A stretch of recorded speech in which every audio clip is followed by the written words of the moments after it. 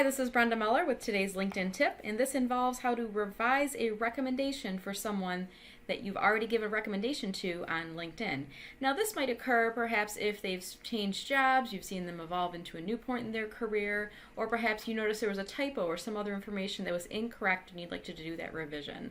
So what you're going to do is scroll down to the section of your profile that's titled Recommendations, and then right next to the Ask for a Recommendation, you should see a pencil icon. Go ahead and click on that.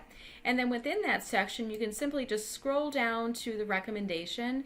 And let's say that I notice that I've given a recommendation to Cameron here and I'd like to revise that. So I'm going to click on Revise and say, it is amazing to see Cameron succeeding in his job today.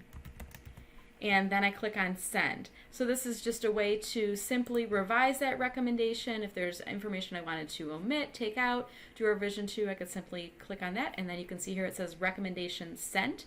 And Cameron will now have something in his messaging box up here from me saying that I have requested to revise that recommendation.